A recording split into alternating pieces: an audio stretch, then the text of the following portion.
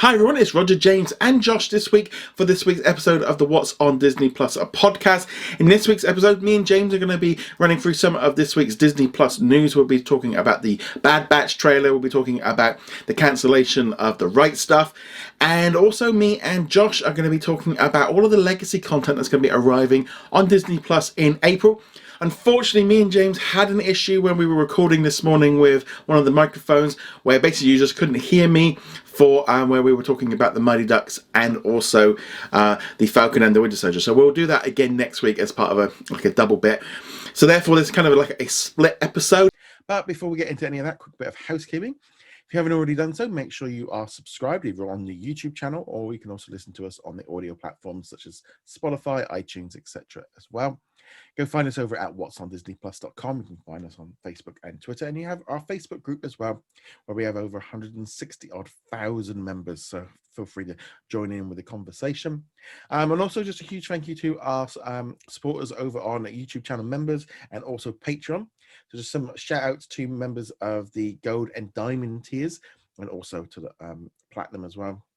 So on YouTube, My VCR Still Works, David, Bina, Bad Dog Gamer, Joshua, Amit, Ben, Adam, Dawn, Martin, Jeremy, and Sarah. Huge thank you for all of your support over on there. And over on Patreon, we have Caled, James, Red Marsban, we have Cody, Andrew, the Lester, we have Chris, Jacob, we also have Darren, Lauren, and also a huge thank you as well to Giuseppe the Juice. We've also got What's on Netflix, Andrew, and a massive thank you to Sarah for being at the platinum level and being our executive producer. And we just kind of want to have a little bit of a chat about all the legacy content that's coming to Disney Plus in April. It literally is one of the best months we've seen for Disney Plus, especially in the United States and pretty much most of this globally, where we're getting so much legacy content. You know, there's been a big drought over the last sort of 6 months to a year where legacy content just hasn't been dropping. And this month was just, you know, when we look at the April lineup, there are so many classic movies from the, you know, the 50s, 60s, 70s, 80s, you know, right through the decades, not all in one area. But Josh, what did you kind of think when you saw that April lineup of all those classic movies? To me, it really kind of felt like Christmas, you know? I mean, goodness, this was the kind of legacy content, the depth, the breadth from different decades, different genres of content that we've been waiting for. So kudos to Disney for kind of giving us something. And it looks like it's all going to land. I mean, today is April 2nd, and a lot of these titles, frankly, landed today, which is that they're already up, they're already ready. So we're going to run down the list. And, you know, I do think that January and February already, just to note that, you know, hey, that we did see Dinosaurs come out. We did see Muppet Show come out. Those were significant titles as well. And even last year, honestly, April was kind of a larger month. And so it could be kind of a seasonal thing. Like Easter is a big deal for families to get together. I think Disney realizes that they have to have a lot of content on their service. And if they can't have it in the new space yet, then they can go to the library and, you know, bring a lot of that stuff in. I mean, just literally today, the list of what we've got has taken up 2 sheets. I mean, you can't quite see it, but in front of me, I'm just literally about to film the What's New Today. And I'm just like, I don't know how I'm going to make it. It's just like, you know, considering like this time, like last year, really, we were like maybe 1 or 2 titles a week. And now we're looking at, you know, it feels like 30, 40 titles. It's just been an immense amount of content, but it's nice that they're really just diving into some of those old ones. So yeah, if you want to jump into the list, there's a few there that I know definitely I want to talk about. Yeah, so I'll start with back to the 1950s, which would take us to 1959, which is The Third Man on the Mountain, a film that is, you know, produced during Walt Disney's era. You know, he was with us until 1966, and so this is one that was filmed in Switzerland. It's a beautiful film. I actually was watching a good portion of it this morning with my little kids, but it's a really great mountaineering film, coming of age kind of story. Young man who lost his father, who was a mountaineering guide, and now he himself is kind of venturing into that, despite sort of his mom and others who are you know, worried about that. But just it's beautifully filmed in Switzerland. You get to see so much of the atmosphere and the you know, just the amazing landscapes there. So I definitely recommend it. And, you know, this is interesting in that it's only, you know, obviously we know that Disney Plus launched in November of 2019. This is now only the second film that was produced during Walt's era. If you think about theatrical films, that has been actually come out on the service. So the Moon Spinners being the other one. So this is one I do hope people check out, and because we want to see sort of the rest of those dozens of Walt era films come out, and that happens when we obviously can get it to trend. So yeah, I mean, for me, there's a lot of these like movies from that era that I'm missing. It kind of neglected a whole generation of Disney fans. Not necessarily. There is this kind of argument of new versus old. What people are to do, and I generally feel like my era, my age group, feel like I've got it right because of being like an 80s kid. Most of the shows that I grew up being an 80s kid are on there. The movies, you kind of like, that was the nostalgia era. So they've been playing into that for about the last 10, 15 years. Whereas like some of the more modern sort of stuff from the 90s was kind of being lost off. And adults now that, like 20 odd plus, that are being a bit nostalgic are going, where's that missing? But people that are a bit older than me, there's loads of stuff missing from there. And I kind of grew up watching a lot of movies and shows from the 60s and 70s because they were repeated all the time in the 80s. But I definitely feel like that is something going on. And they also came out, of course, on home video in the 80s and 90s. And so I grew up in that era, and that's where even though these are things from the 50s, and I'll also move us on to the 70s, which is The Island at the Top of the World, is the other one that came out just today as well. I think that's a 1974 film. But Jules Verne, kind of sci-fi movie, deals with this expedition. I think it came out around the time of like Around the World in 80 Days. So if you kind of get that feel to it of sort of the almost Victorian adventurers going off on, this sort of exploration. Is that the one with the Hyperion in? Yes, that's right. Yes, because I was doing a little bit of research on this when it got announced. And because the Hyperion is a word that they use a lot in Disney, their studios, the streets, but also, in Disneyland Paris, there was a whole restaurant, and I think they've even got the replica of it. And it's so funny, like how many times I've seen that and didn't know what it was, and like now, like so like just a real throwback into some random movie from the 70s. I wouldn't be surprised, frankly, if the Society of Explorers and Adventurers kind of bring some of this mythos into that. But it's very similar to 20,000 Leagues Under the Sea, in a sense, In Search of the Castaways, also Jules Verne kind of sci-fi movies that Disney did. So it kind of, even though this isn't from Walt's era, it's a little after, but it kind of has that same feel. I think a lot of my siblings grew up loving it and enjoying it, quoting it often. So it's a fun one. Maybe didn't do as well at the box office as Disney had hoped at the time, but it's certainly a fun adventure film and great to see on the service this coming.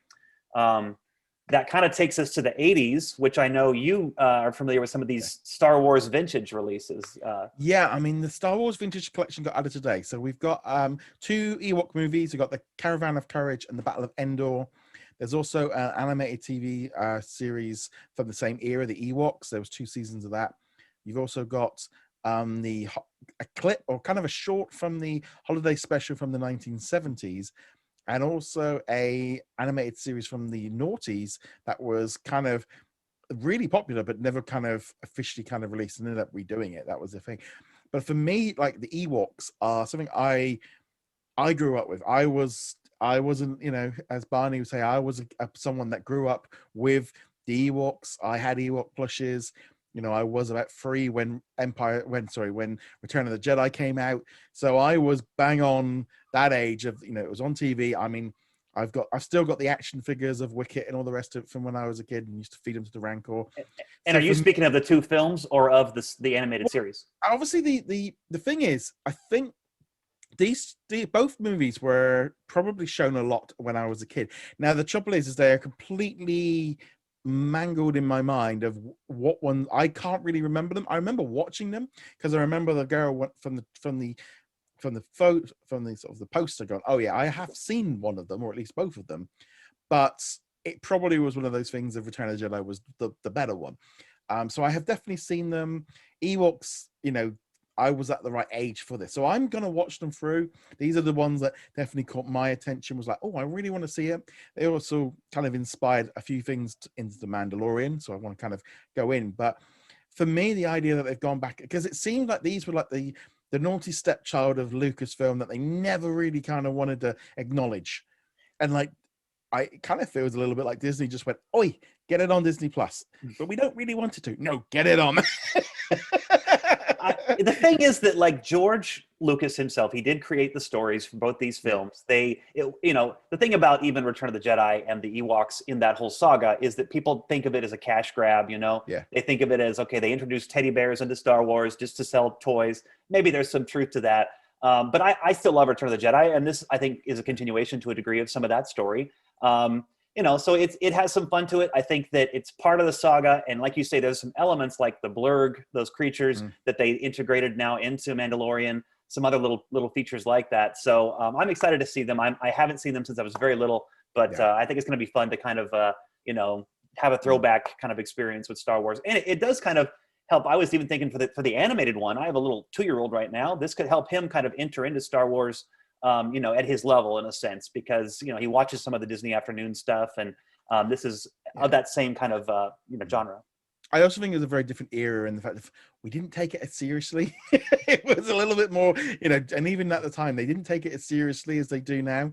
It was still kind of like, this is popular with kids, let's make some more kids content, and that was, I think that's always been the way.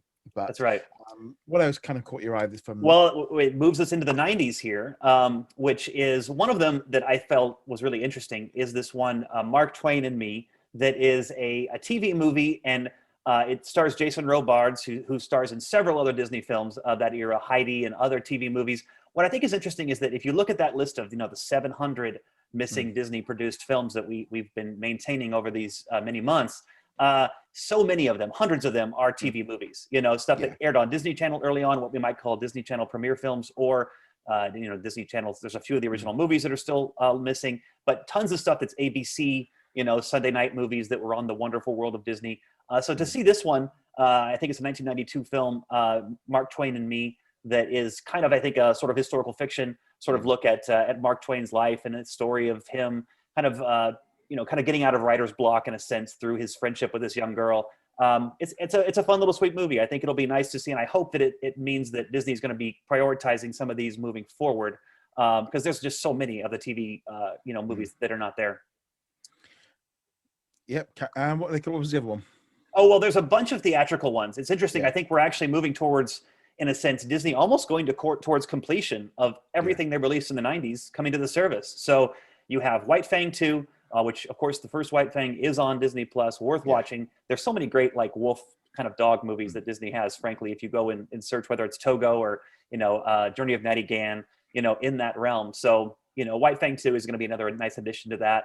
Squanto: A Warrior's Tale is a little bit surprising to me. I think because Disney's been very careful, I think, about some of these cultural depictions. Yeah. And this certainly has been criticized for, I think, it being loose with history.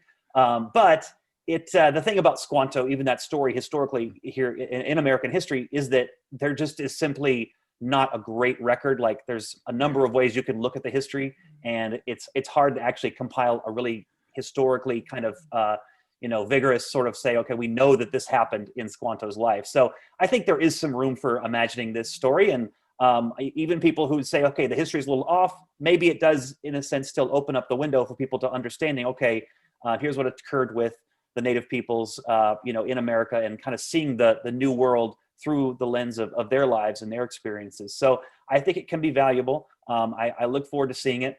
There's also a couple of comedies that came out in the 90s, Man of the House, Chevy Chase, Jonathan Taylor Thomas. So yeah, I have seen it.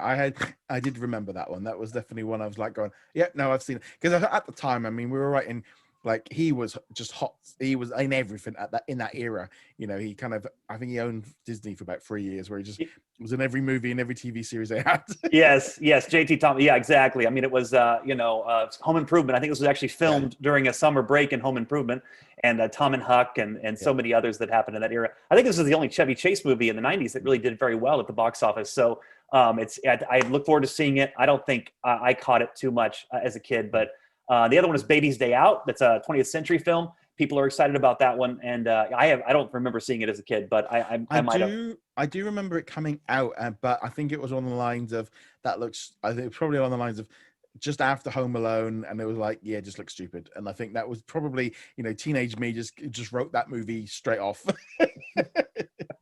Well, one last one from the 90s that I think really shocked people, because I think a lot of people regard it as kind of lost media, is Adventures in Wonderland. Mm. and that is a series from Disney Channel. Almost has kind of a maybe edutainment feel to it, maybe, where they're trying to educate at the same time as it's kind of a fun imagination adventure. Definitely for the, probably 10 and under set, maybe 12 and under. But, a lot of people have a lot of nostalgia for this series. Obviously, sort of based on loosely the Lewis Carroll novel Alice in Wonderland, but takes you into almost a modern day sort of setting, a 90s setting where she is a modern day girl and goes into her own sort of looking glass in her room. So these episodes haven't been released in any form. I think in a VHS they happened, in the 90s, in the early 90s. But to see basically the entire series apparently come out, I'm sure there won't be quite every episode. There is actually, I believe, an O.J. Simpson episode that has never aired and will not, I'm sure, appear on this release. But if you know the podcast Defunct Land, they did an excellent sort of 10 or 15 minute look back at this show and saying, hey, we don't know if it's ever going to release, but we sure hope so. And so to have this come out is great.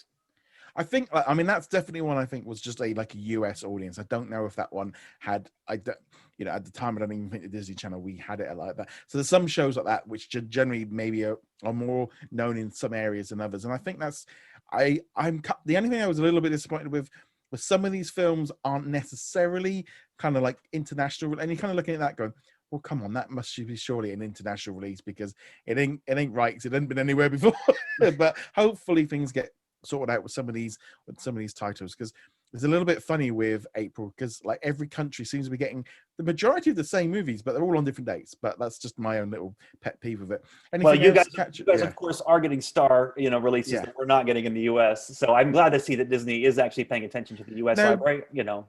I mean, mentioning Star just there was I think it was James brought up to me, it's like whether or not we felt like Star had distracted them for a few months because it seemed very coincidental that once Star was out the way, it's the influx of titles that kind of helped. But were they just working on getting as many titles as possible ready and that was why everything sort of slowed down a little bit? I mean, you'd think it would be a different department, but it seems a little the fact that it kind of all happened around the same time.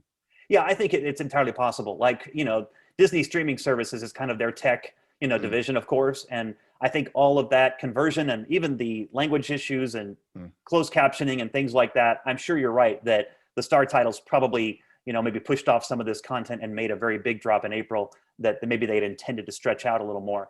But I was going to say, I'm really hoping that what this is start of the, a general theme of hitting the archive, using that archive to really flesh out the originals. And because a lot of like the more modern stuff is kind of covered, but this could really help just make it look more packed. People may go, oh, this is a load of old stuff, but Disney have got an archive that like Netflix and Amazon Prime they don't have. This is an advantage, and I'm really hoping, even if it's just for me 1 or 2 titles a week, that could be a massive improvement. I'm very much of the same mind, and I hope that they do continue to prioritize that, not just make April a big month, but keep us at this level moving forward. And I think if people want to see more, of course, to make requests, but also to watch them. I think they're very much, is the kind of company that pays attention to what people are watching, what's popular, they're going to try to make more of and put more out. So, these are certainly ones I'm going to be checking out a lot of. I mean, it's just like you say, Christmas. I mean, it's just so much here to enjoy and appreciate. Even you mentioned Star Wars Clone Wars, the anime inspired series. That is a cool action-packed, from the guy behind Samurai Jack, a series. So I very much want to check that out again. It's one that I enjoyed in the early 2000s. There are a couple of ones that are question marks. We know that Oklahoma was put on the list initially. We're not sure, which is a 1950s film musical from Rodgers and Hammerstein. Not sure if it's going to show up. I hope it does. It was only because it didn't appear in the next on April video. Because sometimes this happens, and it doesn't necessarily mean it's out. If one thing has taught me over the last 18 months is never expect everything on the Friday that they announce, and also sometimes expect stuff that they haven't announced. Like today, 2 things arrived in the UK and 1 thing arrived in Canada that hadn't previously been announced. So things do kind of shift around a little bit. It's a very floaty release schedule. Never guarantee that everything's going to arrive. Absolutely, yeah. We know that's the same with Lone Ranger. Maybe it will be kind of kind of a blind drop, and we understand there's some elements there that would make that. Yeah, I'm thinking the Lone Ranger one.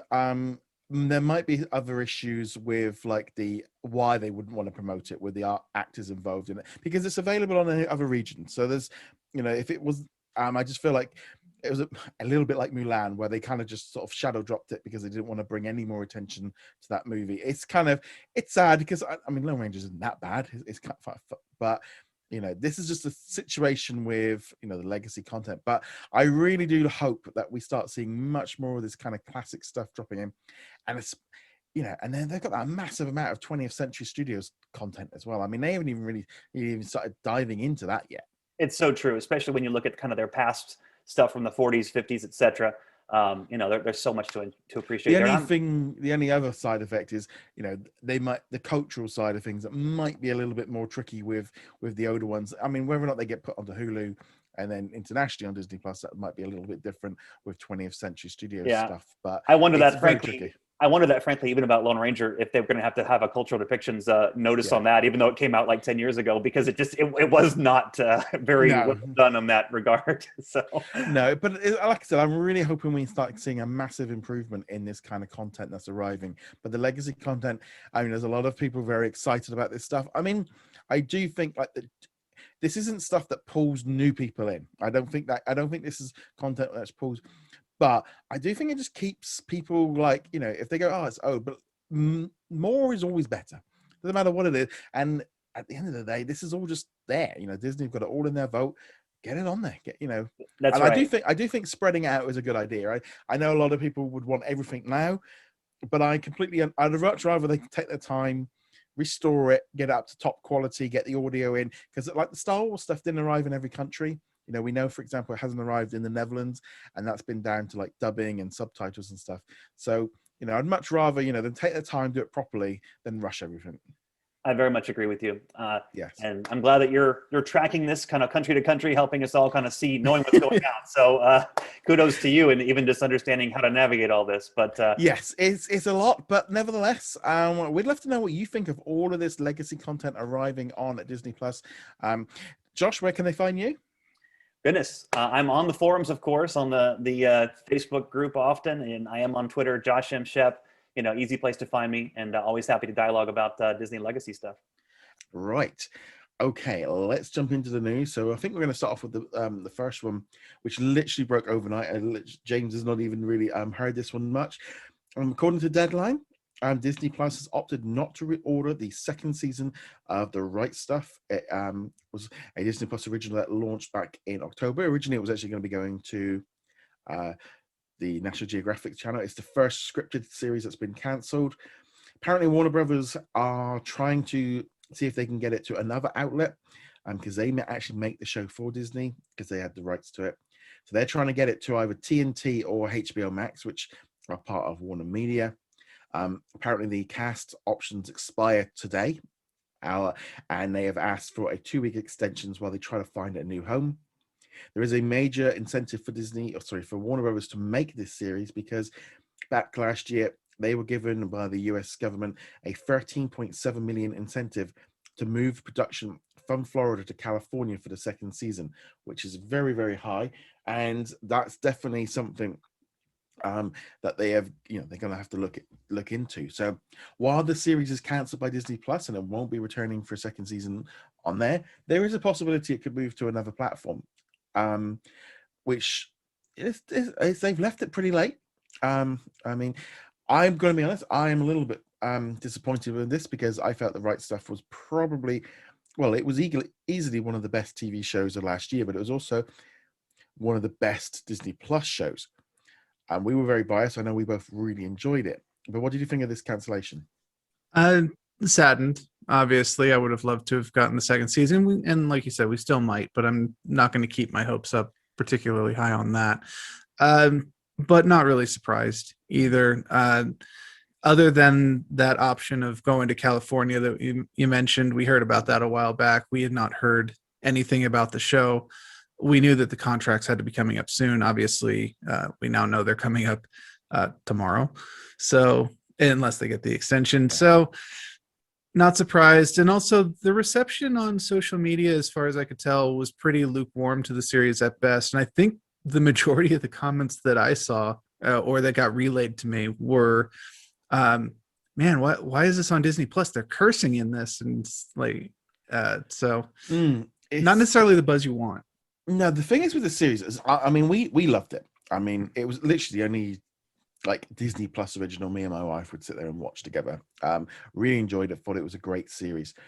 The problem was, I think there's multiple problems with the series as far as Disney Plus went. First off, it was the most mature thing we'd seen on Disney Plus, and I don't know if the audience wasn't like prepared for that in some ways. I mean, you know, we did have some people are kind of saying, "Oh, well, there's like sex scenes and there's a bit of violence. You know, this is not right for little Timmy." And it's like, well, no, because it's not for little Timmy; it's for everyone.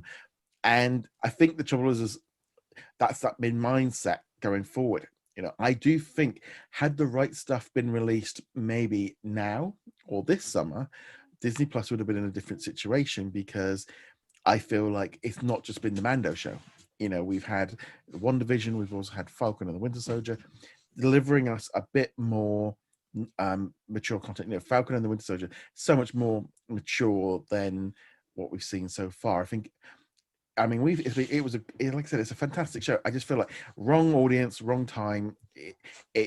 Disney Plus was in the wrong place right then, and I think that was obviously one of the issues with it.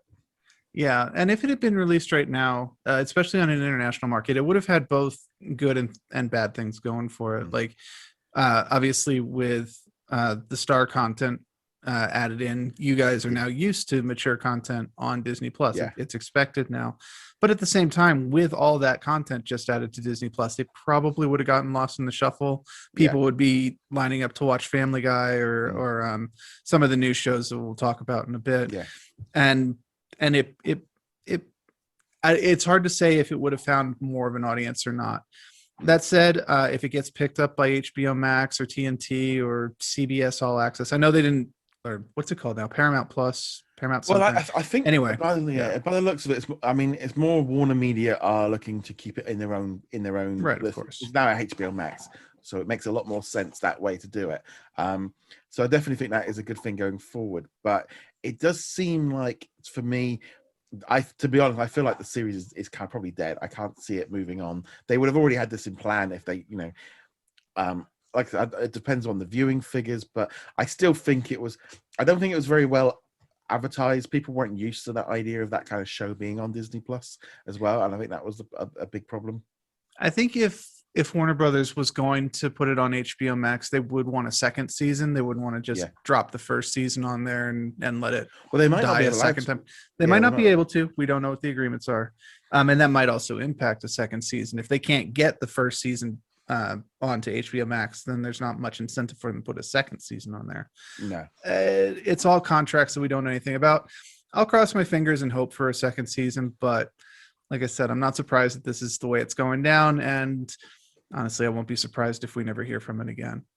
Yeah, it's the kind of thing. It's not a franchise enough to. It's obviously like Lucifer was a series that had been cancelled and got picked up by. It does happen, but it tends to have a much more of a situation of they have a fan base, and I don't feel like The Right Stuff did.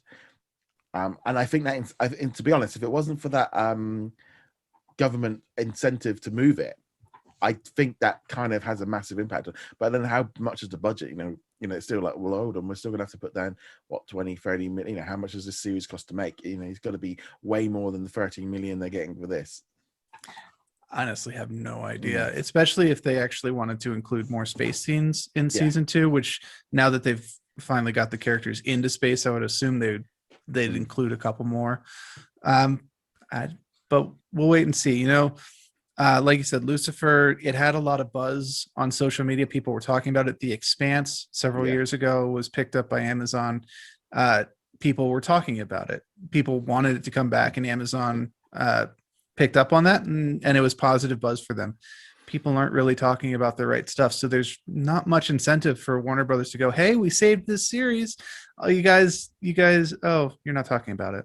No, I mean, there was hardly any buzz about it. I put that down on a number of different reasons. I think it was had it gone to like National Geographic first, it might have picked up a little bit more.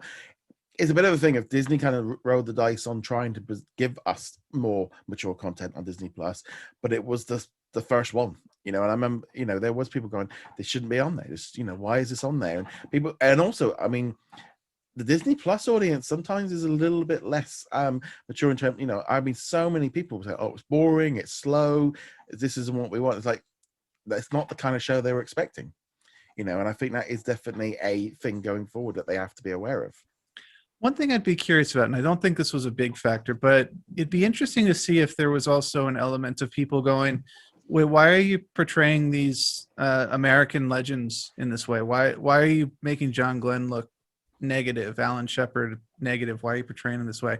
Whether or not it's accurate to life, they, even within the space community, they've got this legendary status. And once you're at that point, you don't point out the flaws.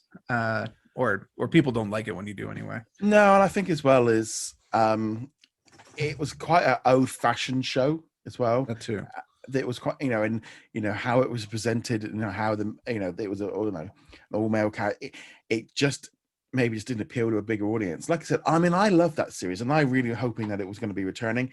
And if it returns on, if it comes back on Sky over here or HBO or whatever, I'll watch it. I'm in. I'm in. But I can't see it happening. I think it's too. I think the budget's going to be too much. If they have to go to space more, puts the price up even more so. And they've kind of already proven that it's not a big enough hit to pull people in. But HBO Max needs more content. But I don't. Do they want like Disney Plus's like seconds? That's that's not a very good look either.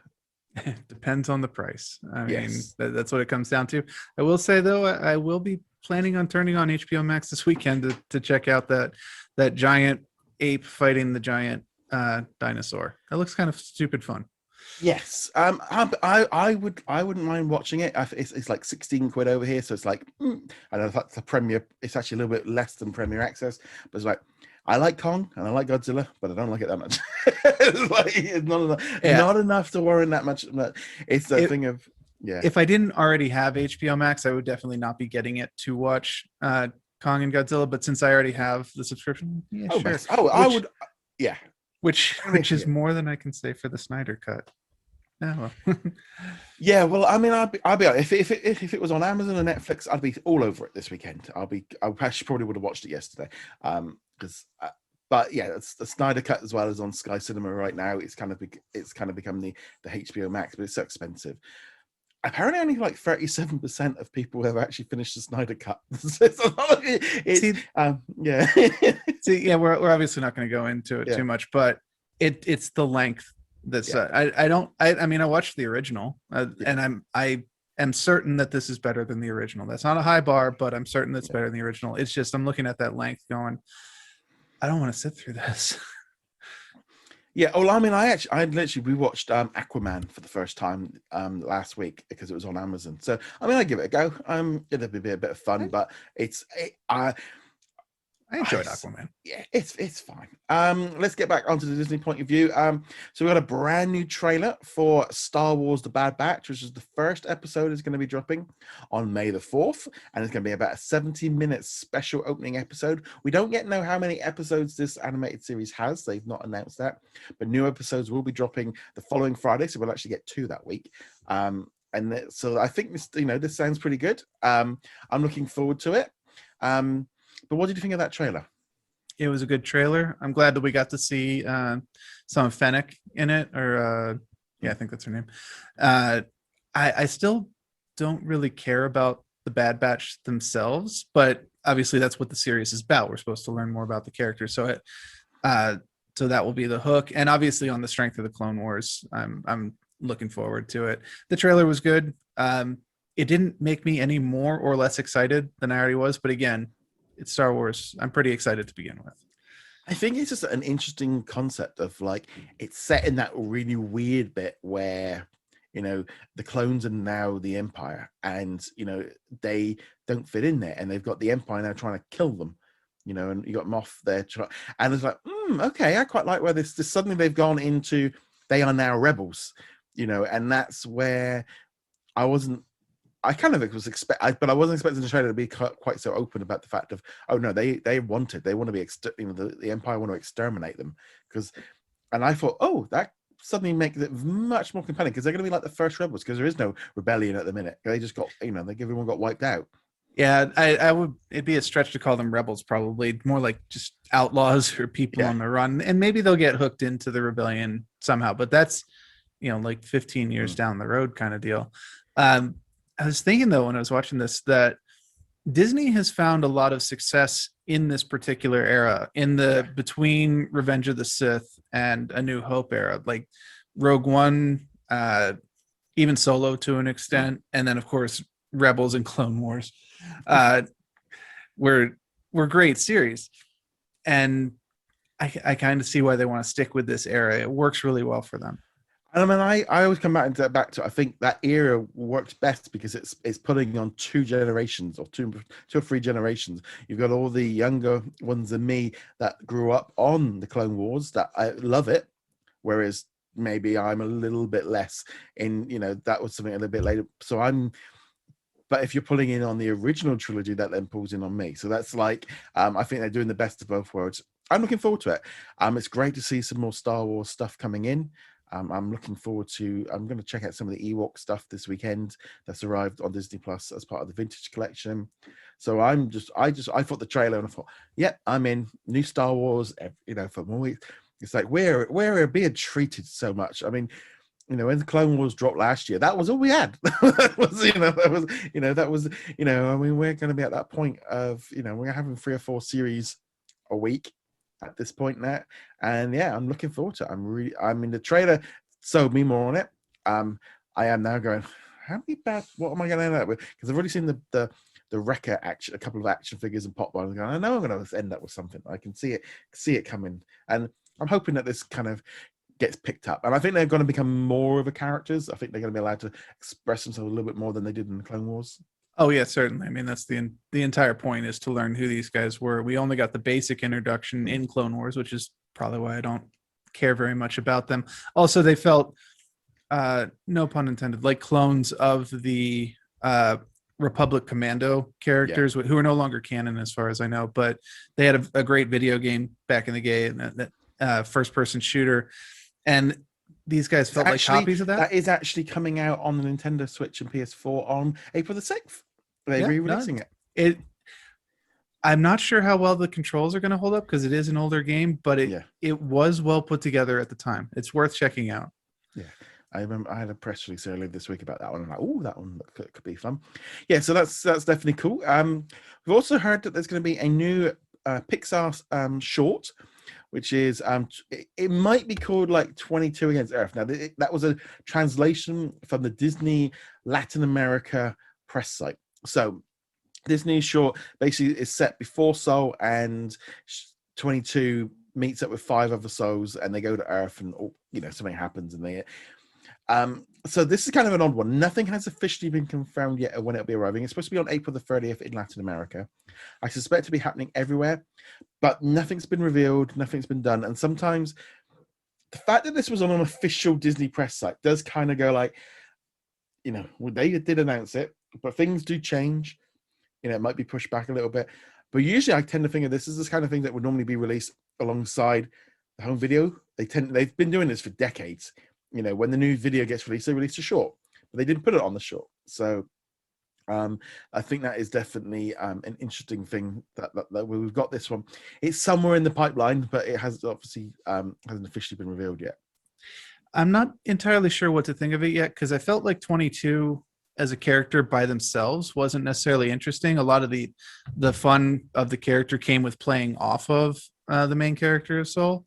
But obviously, if they've got a couple other characters with them in this, then hopefully it gives them a chance to bounce off. Because just by themselves, they're a bit abrasive and annoying. It was only the interplay that really worked for them. But you're also right. This would have been a Blu-ray feature. It makes you mentioning that makes me wish that they would go back to doing those Marvel features that we had back on those. But they don't need it now. They don't need a short. They just get given a series. Yeah, there's that certainly.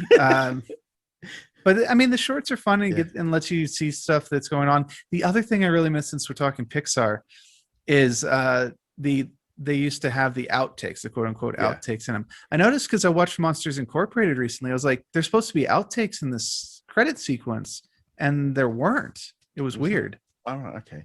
Don't remember, but no, I think there's. So hopefully we'll find out that one out soon. Moving on from there. Also, if you didn't get Raya and the Last Dragon on Disney Plus Premier Access, it is now available to early. They released it just before Easter, so you can buy it on digital platforms as well. I noticed that when I logged into Sky last night. They are. I mean, it makes total sense. I mean, they're just trying to get as much money for that movie. It's just really strange how this movie went to cinema, went to Disney Plus Premier Access, is on home, and it's only been out a month. And this is the new way. I mean, this is going to be the new way of how movies, they're going to be trying to get things going back. But that's pretty good. Also, this past week, Walt Disney Television has announced another bit of a reshuffle. They have split the animation department from the 20th Television and moved it into its own separate division. So there will be they currently have 11 series in production. Say 11. There's 10 because one of them's just been cancelled. But Family Guy, American Dad, The Simpsons, Bob's Burgers, Bless the Hearts, Duncanville, The Great North, Central Park, and The Prince are some of the shows that they're currently making. They also make the Hulu Star Originals, Solar Opposite, and the upcoming Koala Man. It's interesting.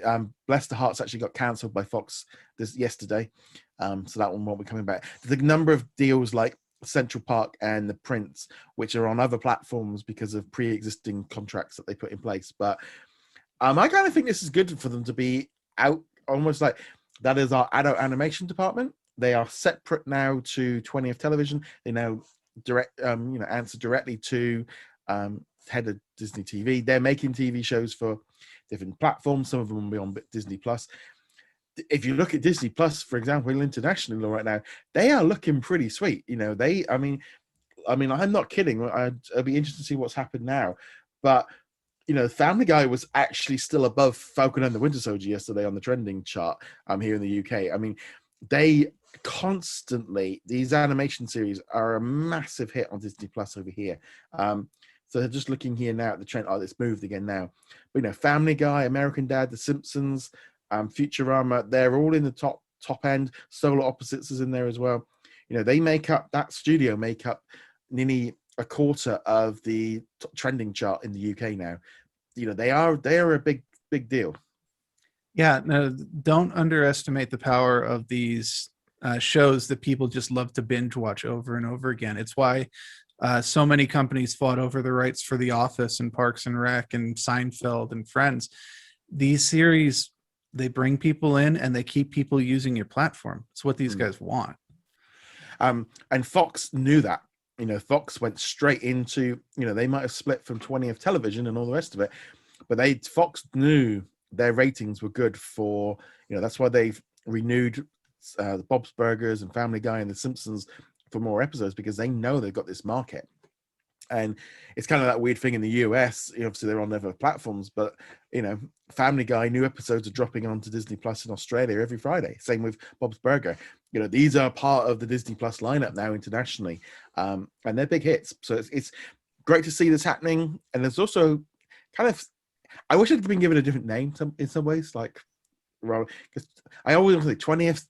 So I at least want to say century in there, but 20th Television Animation is quite a mouthful to get out. Yeah, and 20th, just 20th doesn't really make sense as a title. Obviously, it's got the historical context, 20th Century Fox, but after a while, that context is going to go away, and people are just like, 20th. It's owed. What is this the 20th iteration of this? Like you had 19 others and they failed, or what? Nah, but I expect we'll also see a further rebranding. I mean, rebranding is practically a seasonal activity at these companies. Yes, it's all kind of moving over. So there we go. That's kind of like some of the headlines from this past week. Let's now get into some of this week's TV. So before we get into some of the Disney Plus originals and stuff, just want to kind of say about some of the Star originals which have been dropping here in the UK. So we've been having, I've been really enjoying Love, Victor. We've got 2 more episodes of season 1 left to drop. That's been, this has been one like series I've been really enjoying. And up to this week's episode was one that was much more, I would say it's probably the best one of the series, because it was very much about his acceptance of himself. You know, he actually went out to New York, and we actually even see Simon. You know, he's actually, you know, from the Love, Simon movie, he actually appears in this episode. And, you know, he's in New York, he's with his friends, and, you know, they go to a gay club. It's all kept very, you know, it's still very PG, but there's a lot of talk about, you know, acceptance and being who they are, and, you know, struggles with their families. And it was a very touching episode, and I really did enjoy it. And kind of watching this back now, going, this could have been such a big hit, I think, on Disney Plus. It would have really been a really solid show. I mean, I know it's big on Hulu, but really enjoying this series. I was a little bit wishy-washy in the middle, but it feels like I'm definitely getting into the characters and stuff. So I'm looking forward. Got a couple more weeks left here internationally, and then we got, I think the second season drops in June on Hulu. They have not announced the UK one, so I'm really enjoying Love, Victor. You haven't got Hulu yet, have you? No, I keep holding out hope that they'll do a bundle. Well, originally that they would do a bundle that did not include ESPN, because I don't see any reason to get ESPN Plus. But now it's also just hoping that they merge Hulu into Disney Plus at some point. And yeah, we've discussed at length why that's not likely to happen in the near future. So there we go, everyone. Thank you very much for watching and listening to this episode of the What's on Disney Plus podcast. Fortunately, it's a little bit different than normal due to technical issues, but I've tried to make it as good as I possibly can. Anyway, guys, make sure you go hit that subscribe button. Go check us out over at whatsondisneyplus.com, and I shall see you guys in another video. Laters.